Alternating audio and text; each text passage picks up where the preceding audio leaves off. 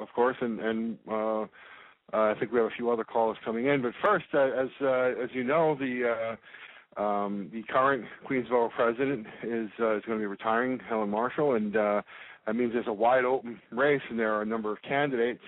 And tonight we are joined by one of those candidates. We're very, very happy to welcome him to the show, and that is Mr. Peter Vallone. Peter, how are you? Hey, how you doing, Ed? Thanks for having me. No, this is a real pleasure. We're real interested in this race. And speaking of the senior center, it was Helen Marshall was very much involved when we reopened the senior center here. So we're all kind of holding our breath here to see what happens down there. Yeah, I actually you broke the news to me. It just happened, and luckily it looks like no one was hurt. We saw a large amount of bricks and wall on the street, and it looks like a car was crushed. But the seniors were home for the day. There was no one on the street at that time, so we're all very lucky. Huh? So thank God. You're right about Helen, though. Helen Marshall has, she's kept seniors have been her priority, and I can't tell you the amount of times we've stood together every time the mayor wanted to cut the senior centers, and Helen got us together at Borough Hall, and we've been successful at stopping the cuts so far, but she's done a great job of that. God bless. So yeah, I've met her a few times. She's a lovely woman, and and now that we're in this race there, what kind of different qualities and skill sets do you see yourself bringing to this job? I mean, how would you differ from Helen? It's a great question, but it's always a tough question because, as you said, she's a wonderful woman. But I'm different, and what I would do, I would hope to be as nice as she is.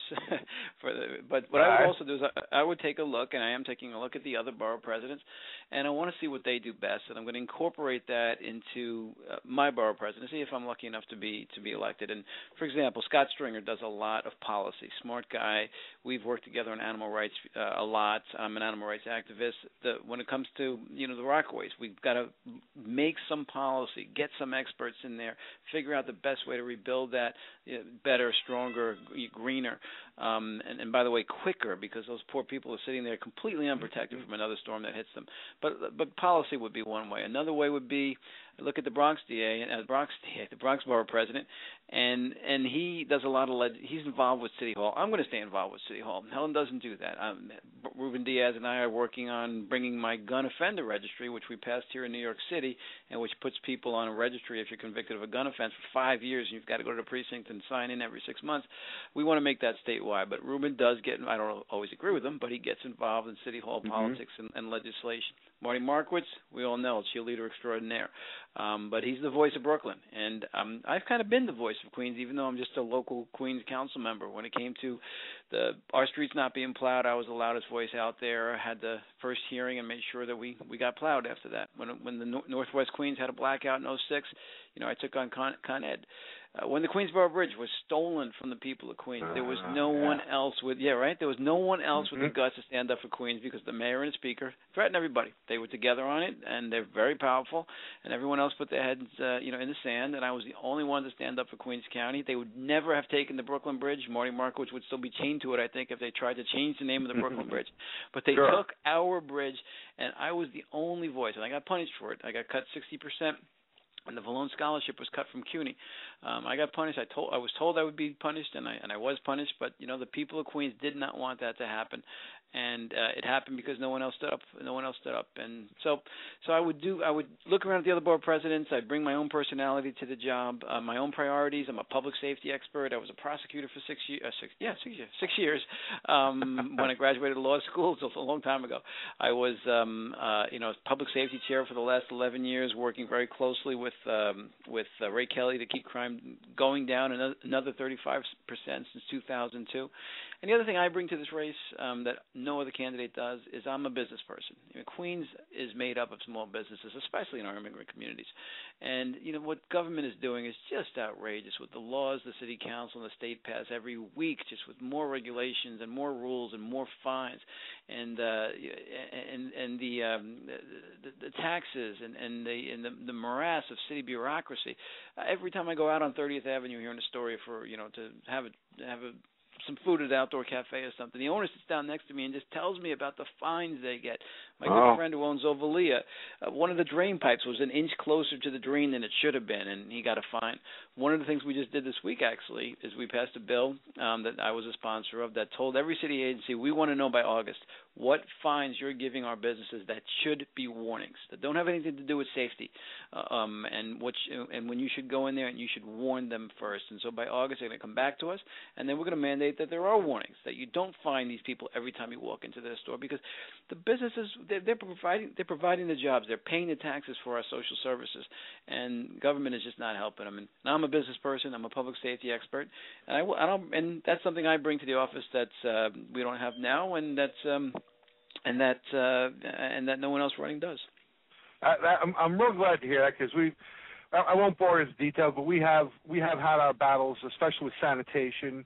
And actually, Mr. Bill de Blasio just wrote a letter on our behalf to get to sanitation because of the tickets they give out. We've been victimized by illegal dumping, and we're getting written tickets at 2, 3 in the morning, and the garbage is then taken away. So we come to our office, and we don't see anything, but we've got another ticket for $25 for garbage that we never saw.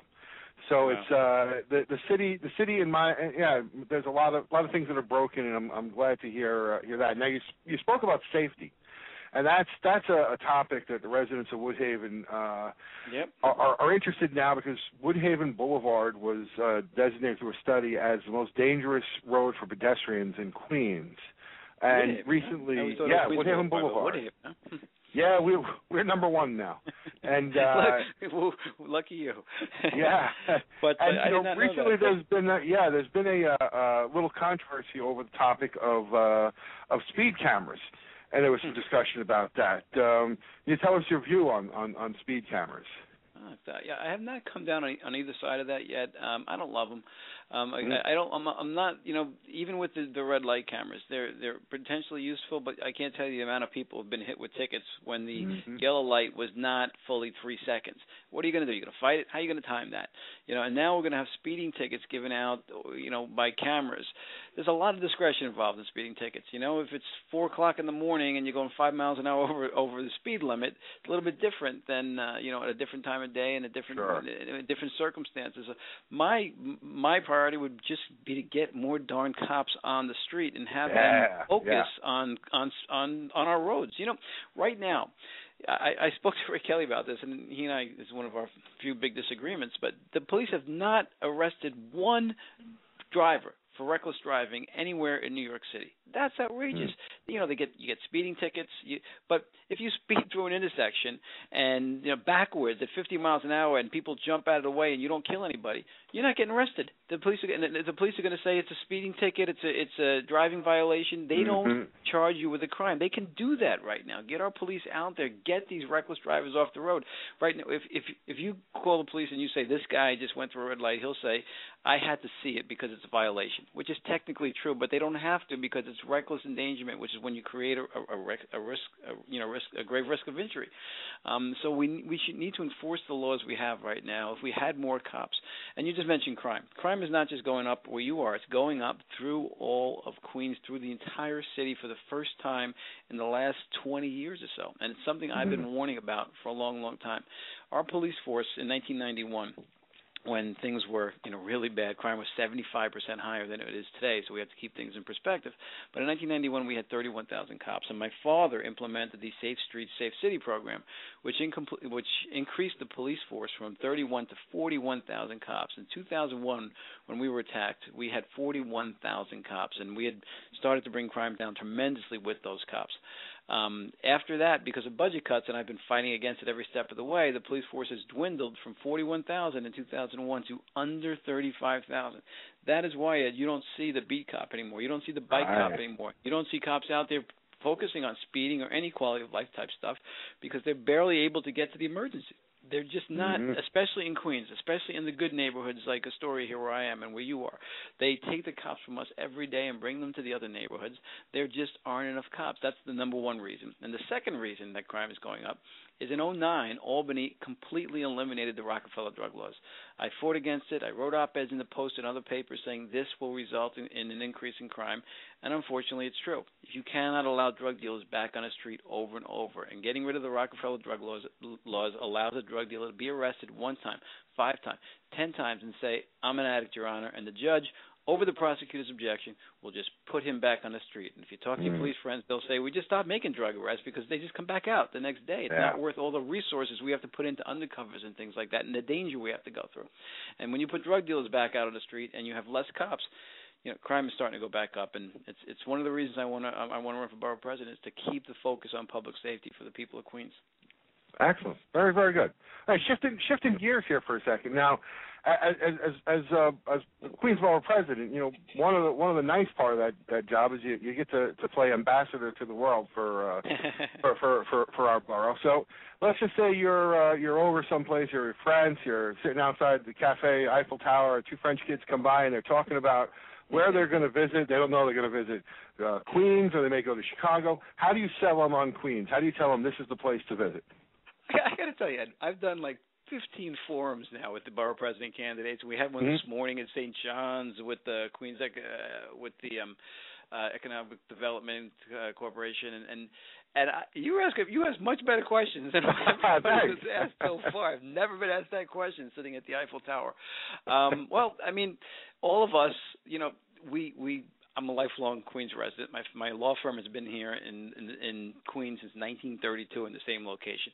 We love Queens. We know what's great about Queens. I don't have to tell you, but if I had to sell it to somebody in Paris, I would talk about the best food in the entire world. I would talk about the best people in the entire world. And, we keep hearing diversity, but it is really a selling point for when we are out being an ambassador for Queens, because you can fly in, when you fly into New York, you got to come into Queens, and we got to keep them in Queens. We got to tell people, look, if you don't have money to get to Korea, you come to Koreatown. You don't have money to get to Egypt, come to my district, come to Little Egypt. There are so many places in Queens that you can go to and sample lifestyles and food from around the world right here in Queens. Great museums like the Museum of the Moving Image. Don't know if you've been there, but if you have you have. If you like film, you like TV, the stuff they have there is just amazing. So it's the diversity, it's the people, it's the food, the nightlife, especially in places like my district here in Astoria. They just named us one of the 10 coolest places in the country on BuzzFeed. So we got it. I mean, an ambassador is for Queens is absolutely part of this job, and I'm ready to do it. Great. I'm going to just throw a little different thing here, and actually, it's, in a way, I almost owe you an apology on this, because when I first saw the headline on this and saw the story, I almost kind of like rolled my eyes, because I didn't really think much of it. But I happen to have. I'm afraid to ask which one. Don't worry. And I had relatives from my mom's side of the family from Scotland. They came here to New York. They were staying in the city, and they came out to visit us. And what happened was, all of a sudden they started talking about these costume characters in the city, and my aunt was telling me how filthy they were and how aggressive they were, and they were frightened off by them. And I was not even really aware. Yeah, I was not aware the problem was as bad as it was until recently. And the funny thing is that just before I came on your show, someone told me I was on the Colbert Report last night. He did a whole big. It's on my Facebook page if anybody wants to watch it. But he did a 5-minute piece on me being what did he call me? Her Capitan or something, because I wanted to crack down on fun. Obviously, he does it sarcastically. But he put me up, and I was the killer of fun in New York City because I wanted to crack down on these people. But it is really since I I started this crackdown, or started to attempt to crack down, so many people have contacted me and told me the exact same thing your mom told you. That's, it's scary, it's ugly, it's pretty bad. You've got all these disgusting costumes out there that must have all kinds of bed bugs and stuff on them. I'm sure they don't watch these things. And not only, they're rude, they're obnoxious. One of them groped a girl. Another one punched somebody recently. Another one was anti-Semitic. And just the other day, the Cookie Monster knocked a little 2-year-old down while he was demanding money from the mother. We're operating under the fiction that this is fun and that they work for tips, but clearly they don't just work for tips, they demand tips, and they get angry if you don't give them tips. And when you take a picture with one character, all the rest of the characters jump in because it's a scam, and now you've got to give $2 to every one of these people, and they intimidate you if you don't. So I'm saying, look, you got a First Amendment right to dress up in a costume, obviously. So we've got it's a very difficult area to legislate, but maybe we can regulate time and place, maybe certain times a day, certain places. Maybe we can get them to register, because once they've got to register, just for tax reasons alone, you're going to lose most of them. Let's maybe work with Disney and Nickelodeon and make these people get permission slips before they're allowed on the street to show that they've got permission from the companies. I'm looking into all these options. I would maybe even a total ban. I don't think we could do that under the Constitution, but it's possible. We just can't let it continue to grow and fester the way it has, because I'm out in Paris talking to those 2 kids. I don't want them to be afraid to come because of a crazy weird Elmo. Bingo. Sure. Absolutely. So let me ask you just 2 last really quick questions. Sure. And again, I want to thank you for calling in tonight. It's been a real pleasure. This is the most fun interview I've had in a long time. every night before I come on the air, I always make sure I have an Italian ice. Where do you get your Italian ices? What's your favorite flavor? I actually like coconut, which is weird, and we've got a great Italian ice place right here in Astoria. I know there's Lemon Ice King and places like that, but we've got one called Laguli's, which is right around the corner from my office, and which has been here probably since my firm's been here in 1932. And it's one of the fixtures here on Ditmore's Boulevard, right near 31st Street. When you take the N train to the last stop, that's me. That would be where I get them. Excellent. Well, last question. Last question. Actually, one more question. I do see on your Twitter page, I see this picture of you with a guitar.